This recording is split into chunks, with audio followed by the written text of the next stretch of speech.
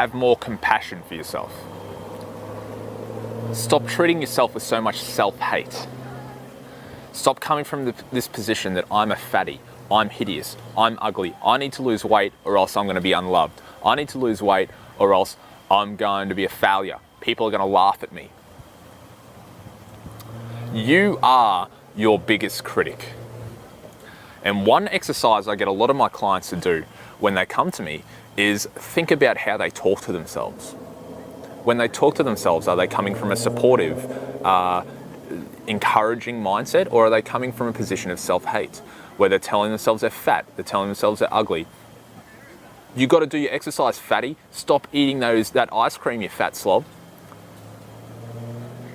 Because I want you to imagine for a second that you've got a child, and many of you probably do. And for the whole life of that child, you're talking to them in this hateful way.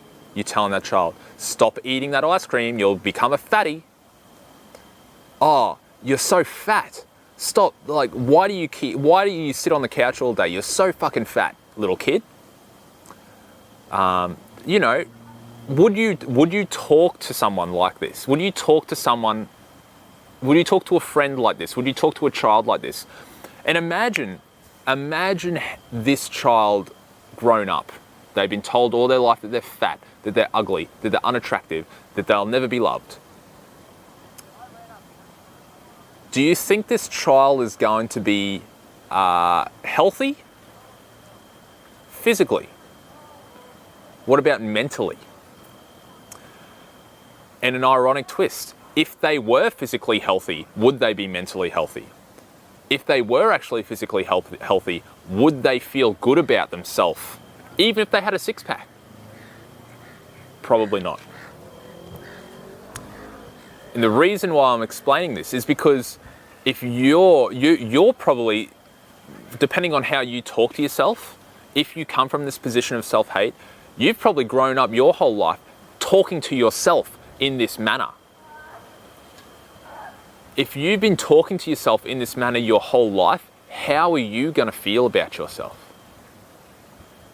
How are you going to feel about yourself even if you have a healthy, working, functioning body? Probably not great. And if you're just realizing now for the first time that you're talking to yourself in a hateful manner, in a manner that causes unhappiness and guilt and shame, what are some more positive measures you can take, some more compassionate and encouraging measures you can take to start treating yourself a little bit nicer, to start coming from a bit more of a compassionate point of view, a position of self-love, rather than a position of self-hate? Because no matter how you go about it, no matter whether you lose weight or not, if you're coming from a position of self-hate, you're never going to be happy. Even if you have a six-pack, even if you have the perfect body, the nicest booty, you're going to hate yourself because that's how you talk to yourself.